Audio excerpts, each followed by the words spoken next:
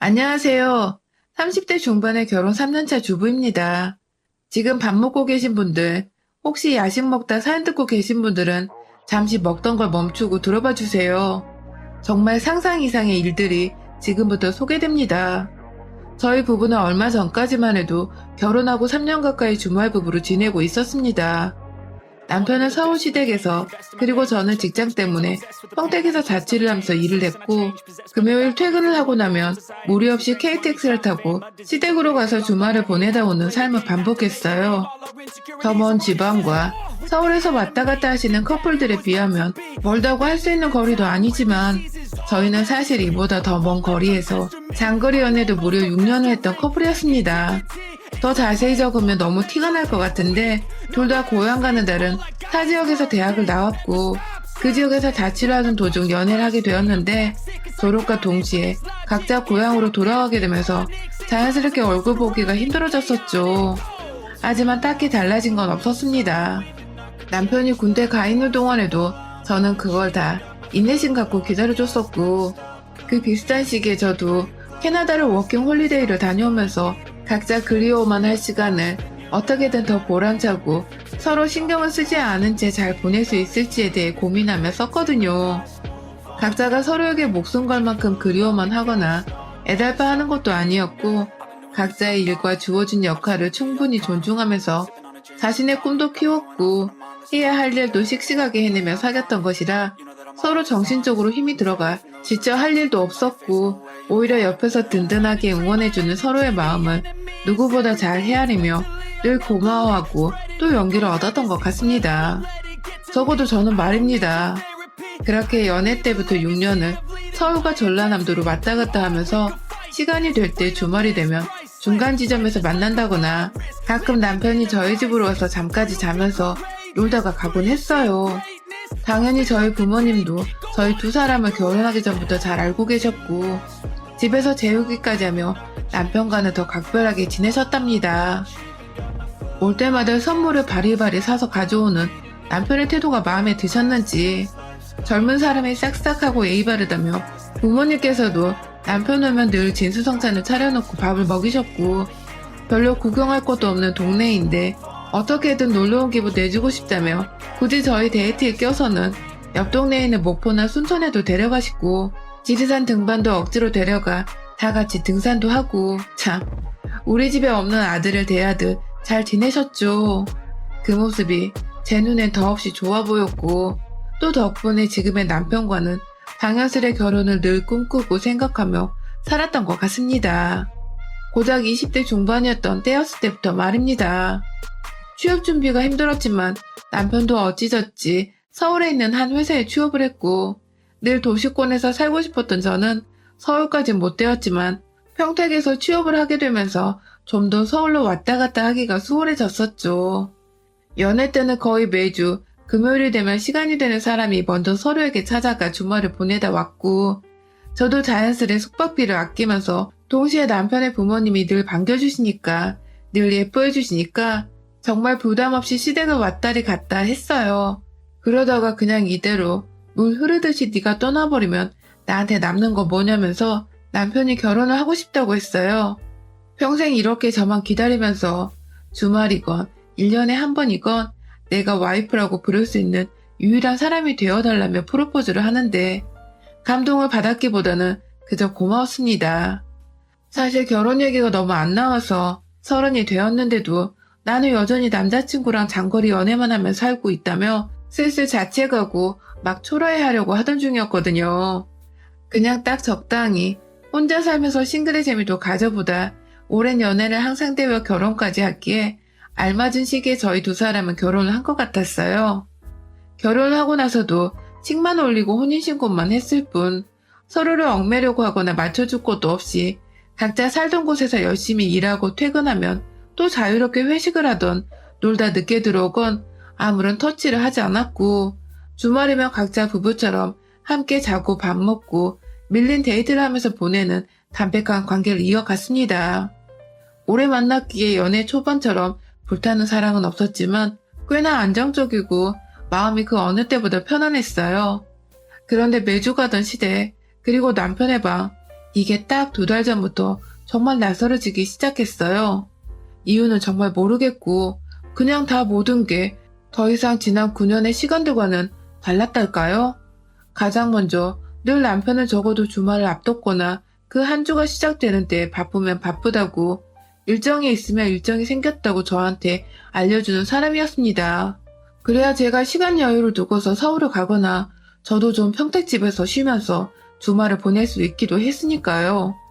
남편 또한 본인이 평택에 오고 싶으면 본인이 오겠다고 미리 계획을 말해주거나 전날 과음을 해서 토요일은 하루 종일 뻗어있을 것 같다며 그 주의 약속을 일단 취소하는 등 우린 나름 서로의 주말과 시간을 그리고 약속을 배려해주며 지내왔어요. 하지만 이번만큼은 남편이 연속으로 만나는 것을 4주 정도 바쁘다고 미뤄버린 바람에 제가 제 남편을 만나러 가는 것인데도 바쁜가? 하면 눈치를 보다가 못 갔고요. 그래도 시어머니라도 뵈야 하나 싶어서 안부 연락처 전화를 드렸더니 처음엔 전화를 받으시다가 나중엔 아예 제 연락을 피하시더라고요. 받지도 않고 문자를 해도 익십하거나 잘 지내고 하면서 단답형으로 끝맺음을 하셔서 제가 더 나눌 말이 없었습니다. 남편의 일이 많이 바쁜 건지 아니면 집안에서 싸움이라도 일어나서 며느리인 날 오게 하는 게 민망하신가? 아주 별의별 상상을 다 해봤어요. 그러다가 새해는 밝았는데 남편은 뭐 별말이 없길래 5주째 되는 날 서울에 갔는데 뭔가 집이 변해 있었어요. 출가하신 아주버님의 젊은 시절 책들로 채워져 있던 방 하나가 갑자기 핑크빛 도는 침대에다가 옆엔 근사한 조명도 있고 얼핏 들어갔을 때 좋은 향기도 났던 것 같고 딱 봐도 신혼방 같더라고요. 도배까지 싹 핑크색으로 해버리고 원래 있던 블라인드 대신에 레이스 달린 천도 있었고요. 시부모님이나 남편은 그 방에 대해 일절 말을 안 하고 저는 저대로 혼자서 가족들이 제가 집안에 들어와 살길 바라셔서 이거 꾸미느라 날 그간 안 불렀던가 싶기도 하고 괜히 김칫국을 마셨어요. 그간 제가 엄연히 며느리고 와이프인데도 한 달가량 안 만나려고 했던 시부모님과 남편에게 섭섭했던 게 쑥 풀리면서 그 주말도 평소처럼 다 같이 뒹굴고 배달음식 시켜 먹으며 휴식을 취하고 같이 함께 있는 것에 의미를 주며 시간을 보냈습니다. 그리고 남편에게 같이 서프라이즈로 놀려주고 싶은 마음에 평택에서 다니던 직장을 그만뒀어요. 다만 월세집 정리해야 해서 곧장 서울로 가진 않고 짐까지 다 싸놓고 준비를 하다가 완전히 서프라이즈로 서울집에 들어갔어요. 전 아직도 그 순간이 기억나요. 며느리가 일을 그만두고서 아예 서울집에서 남편과 살겠다고 찾아왔더니 그냥 놀래는 것도 아니고 아주 기겁을 하시면서 너 혼자 그걸 상의했냐며 구박을 주시던 시어머니가 말이죠. 옆에서 시아버지는 한숨을 푹 쉬고 계시고 뒤늦게 연락을 받고 집에 온 남편은 어떻게 네 맘대로 내 집에 들어오냐며 부부가 상의 정도는 하고 살림을 합쳐야 하는 게 아니냐고 화를 내더군요. 마치 똥 마려운 개새끼 마냥 말이죠.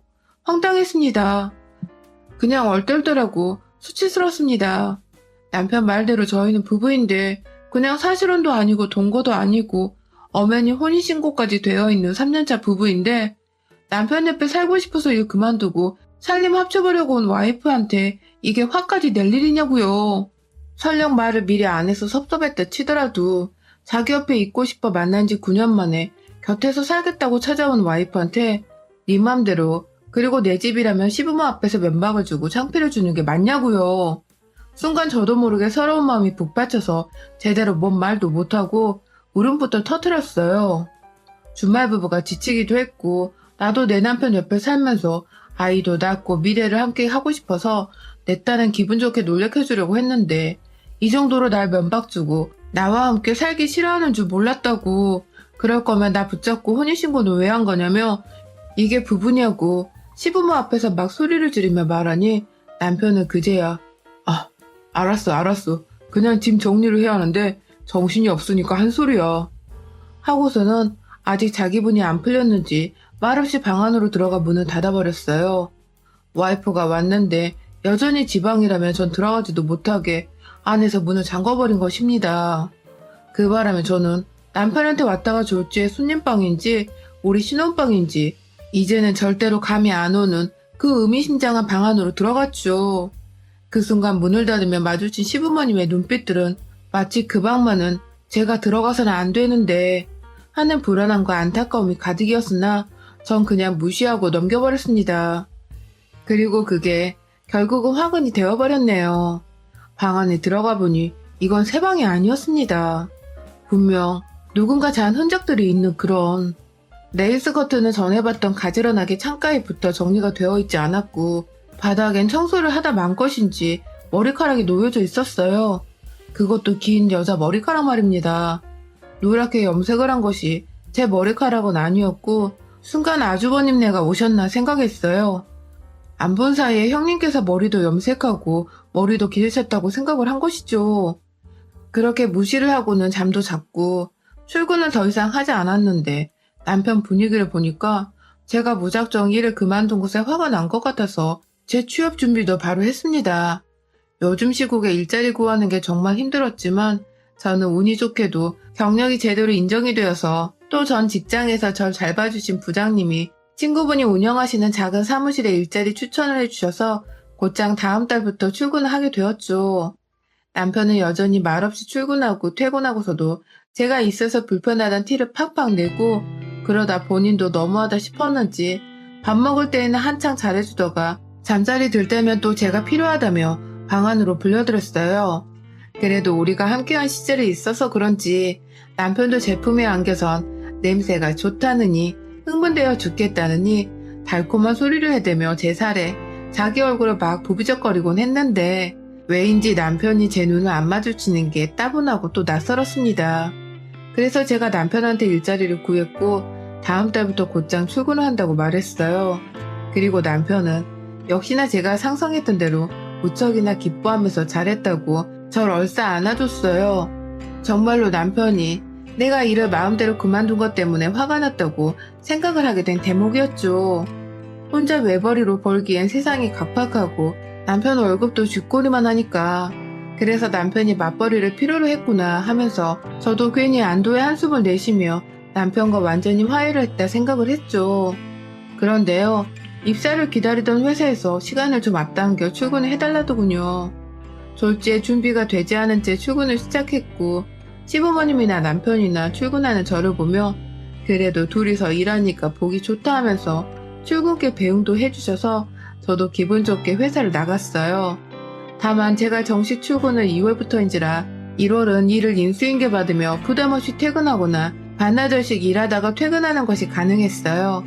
작은 회사라 질서나 규칙이 잘 없기도 했었고 이게 낯설었지만 오히려 유동성 있게 시간 조절을 해주셔서 마음은 편했습니다.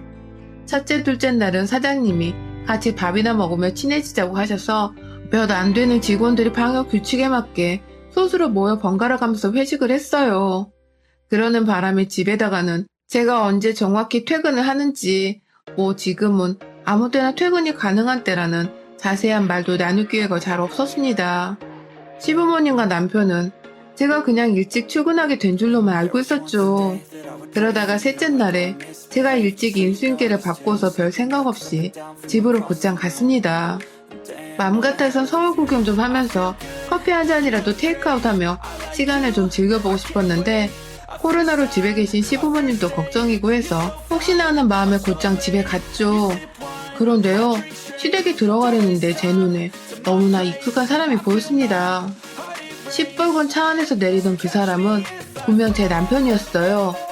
출근한다고 했는데 분명 회사여야 하는데 저 사람이 누구 차에서 내리는 건가 싶어 순간 걷다 말고 저도 모르게 전봇대 뒤에 숨어버렸는데 빨간 차 안에서 웬 여자가 내렸어요. 그것도 추워 죽겠는 한겨울에 검은 스타킹에 짧은 치마를 입은 여자가 내 집안에, 그것도 내 시부모가 있는 집안으로 내 남편을 따라 심지어 들어가더라고요. 본능적으로 집 앞에 있는 차, 그리고 번호판이 보이게 사진을 찍었어요. 그리고 그들 뒤를 따라 들어갔는데 엘리베이터가 없는 빌라라 보니 계단 안이 울리면서 두 사람이 하는 소리가 1층까지 다 퍼지는데 글쎄 어떻게 아는 사이인지 깨르륵거리며 좋다고 웃어대다 집 안에 들어가는데 제 심장이 다 벌렁거리더라고요. 시어머니도 아는 사람인가 싶어 내가 모르는 여자가 남편 주위에 있었나 싶기도 하고 막 계단 소리 안 내고 후다닥 집 앞에 섰습니다. 남들은 밖에서 잘만 소리를 듣는다던데 전 솔직히 하나도 들리지 않았어요. 뭐 이 빌라 자체가 방음이 잘 안 되는 집이긴 했다만 이 정도로 개미 소리 하나 안 들리니 그냥 좀 기다렸다가 얘라 모르겠다 하면서 문을 따고 들어갔어요. 그런데 집은 생각보다 조용했고요. 뜬금없이 화장실 안에서 사람 말소리가 들리더군요. 분명 제 발 앞에 여자의 구두가 함께 놓여져 있는데 이 집 안에서 사람 말소리는 화장실이란 공간 한 곳에서만 들려오니 와, 이건 빼박 불륜 현장이더라고요. 순간 칼이라도 집어들고 이것들한테 피를 보게 해야 하나 정말 하지 말아야 하는 생각까지 하다가 시부모 방 안에 들어갔습니다. 어딜 갔는지 직업도 없으신 분들이 귀신같이 자리를 비켜줬네 하면서 문 뒤에 숨어있길 얼마 지나지 않아 두 사람이 나왔는데 글쎄 이것들이 알몸으로 그냥 지들 몸뚱아리를 내놓고 물 뚝뚝 흘리며 제가 제 신혼방이라 생각했었던 그 커튼 달린 분홍색 방 안으로 들어가는 게 아니겠어요? 이제 보니 그리고 들어가자마자 여자의 젖은 머리를 말려주겠다고 남편이 다시 화장실에서 드라이기를 챙겨서는 들어가는데 안에서 드라이기를 어디다 말려대고 있는 건지 여자의 입에서 뜨겁다는 소리를 후끈하게 짓거려대고 있고 남편은 남편대로 이 순간을 내내 기다렸다고 이젠 괜찮아 하면서 드라이기 소리가 꺼진 채 두 사람이 몸이 섞이는 듯한 침대 위 쿵쿵대는 소리가 들려왔어요. 한 손에 영상을 찍겠다고 녹화 버튼을 이미 눌러놨던 전 이게 녹음이 되고 있어서 다행인가 싶다가도 어떻게 9년을 만나온 사람이 이렇게 한순간에 바람으로 배신을 때리나 싶어 충격이었습니다. 그러다가 여자가 그러더군요. 자기 와이프 언제 나가? 라고 말이죠. 그리고 이내 남편은 미안해, 당분간은 힘들어. 그냥 이렇게 걔 회사 가 있는 동안 집에 와서 평소처럼 지내자. 라고 하더군요. 제가 보니 이건 분명 처음도 아니었고 시부모님도 분명히 알고 계신 문제였습니다. 이제 보니 저 하나 평택에 데려다 놓고는 주말 부부 핑계 삼아 이것들이 단체로 저를 가지고 놀면서 며느리 하나를 더 들여놨더라고요. 엄연히 말하면 며느리가 아니라 옆에서 며느리 노릇 해줄 청년이었죠. 저희 시부모님 방 안에 화초가 좀 많아요. 그냥 화초인지 꽃병인지 모르겠는데 도자기 길다란 거에다가 안에 흙 넣고 어찌저찌 만들어서 풀떼기를 심어놓은 게 있었는데 무작정 그거 하나 들고 역겨운 핑크색 방 안으로 들어갔어요. 문도 안 닫아놓았던지라 열고 말고 할 것도 없었고 들어가자마자 문고리를 향해 꽃병을 2번 던지니 순식간에 도자기가 와장창 깨져버렸어요. 저는 둥그런 입구 부분을 들고선 날선 깨진 도자기를 남편 새끼한테 갖다 대고 따라 나오라니 졸졸 나오더라고요. 겁에 질려 그거 내려놓으라고 훈계질이나 해대던 남편 새끼가 무릎을 꿇은 건지 일어선 건지 어중간히 서서 놓고 덤비기라도 할까 싶어 발로 그 새끼 어깨를 향해 마구 발길질하니 한두 번은 괜찮은 줄 알았다가 그게 또 어지간히 아팠는지 남편은 대박 하며 아프다고 고개를 못 들었어요. 남자니까 제가 힘이 당연히 부족하니 그냥 어떻게든 이 새끼 정신 못 차릴 때 확 박살내주고 싶다는 생각에 방금까지 나 말고 딴 년이랑 놀아나고 있던 그 새끼 고추를 제 정강이로 차버렸네요. 제가 신발도 벗지 않았기에 단화 끝부분은 남편의 엉덩이를 제대로 명주시켰는지 앞도 아프고 뒤도 아프다고 쪽팔린 줄도 모르고 손으로 막아대며 아프다 연병대는 남편을 뒤로 한 채 다시 방 안에 들어가니 여자는 옷 입느라 바쁘다고 정신이 없더라고요. 우리 시부모님 어디 가셨냐니까 쇼핑이라고 하다가 급기야 말 실수인 걸 알고 입을 뒤늦게 쳐닫던 여자. 이제 보니 돈 쥐어주고서 어디 나가 쇼핑이나 맛있는 거라도 먹고 오라고 시부모님을 밖에 내보낸 것 같은데 그런 식으로 여지껏 두 집 살림을 한 내 남편과 놀아나며 날 잘도 기만했구나 싶어 콧구멍에서 콧바람이 마구 뿜어져 나오더군요.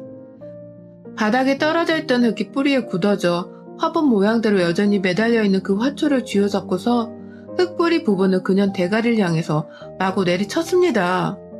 한 번씩 내리칠 때마다 흙이 뭉텅이로 뿌리에서 튕겨져 나가느라 그냥 주변으로 난리를 피우며 흩어졌는데 정말 맨 뿌리가 보일 때까지 제 발길질을 섞어가면서 네가 뭔데 유부남 집에 쳐들어와서 방을 만들고 살림을 차리려 하고 지랄이야 하며 화초 망가질 때까지 후렵해다가 머리 쥐어뜯고 흔들고 아주 개망나니 개차반으로 만들어 놓고서야 제 힘이 붙여서 그만뒀어요. 경찰에 신고를 했습니다. 내 시댁 안에 내가 사는 집인데 웬 여자가 내 허락도 없이 내 남편과 자고 있다고 하니 전화 받으시는 분이 여자분이셨는데 딱 기다리라고 하시더니 정말 5분도 안 되어 경찰이 도착했어요.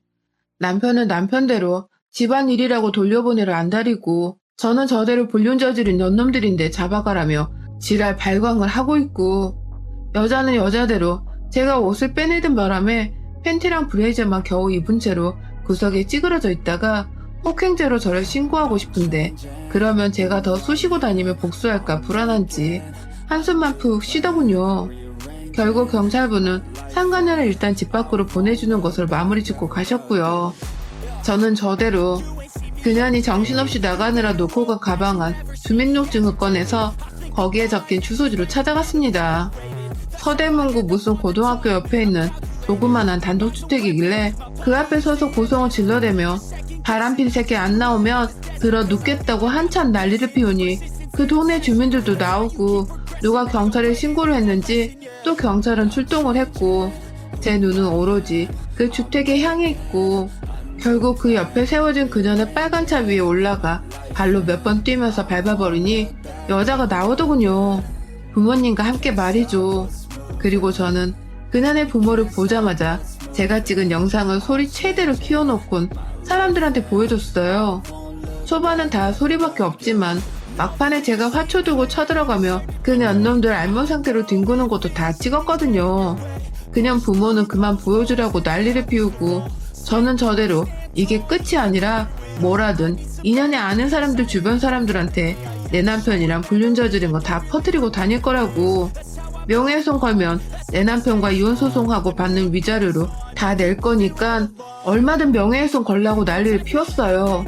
주민들은 제가 딱 했는지 그 중에 어느 아주머니는 춥다고 목도리까지 쥐어주시고 다른 한쪽에선 제대로 사과하고 얼른 끝내라고 또 소리를 질러버린 바람에 여자네 부모는 쪽팔리다고 그냥 문을 닫고 집 안으로 들어가 버렸고 여자는 결국 부모님께까지 버림을 받곤 그 앞에서 한참 집 안으로 못 들어가다가 추워서 벌벌 떨면서 저한테 무릎을 꿇고 사과를 하더라고요.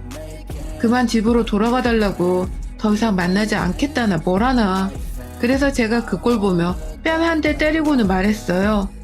이제 너 가져. 그런 새끼 나 하나도 필요 없어. 라고 말이죠. 정확히 언제부터 시작된 건지 모르겠으나 그 여자는 남편이 다니던 회사 사장의 딸이었던 것 같아요. 집으로 보나 차로 보나 꽤 잘 사는 사람이었고 예전에 아주 초반에 부부 동반으로 남편 회사 모임에 참석했을 때 여자의 아빠를 분명 봤던 적이 있었거든요. 뭐야 어찌 되었든 자식 새끼 잘 키워놨더니 유부남이랑 저지른 불륜 걸려서는 급기야 동네 한복판에서 개쪽을 당한 그녀 부모는 딸내미를 손절하고 싶어하는 듯 했고 저는 그 부모의 의견에 힘을 실어주고자 절대로 이혼을 하지 않기로 했습니다. 다시금 짐은 빼서 서울은에서 자취방을 꾸려 나왔어요. 우린 여전히 이혼을 하지 않은 사이이고 저는 남편뿐만 아니라 시부모님 간까지 빼내며 이것들이 사장딸과 결혼을 하려고 바라가는 것에 찬물을 끼얹어 주려고요.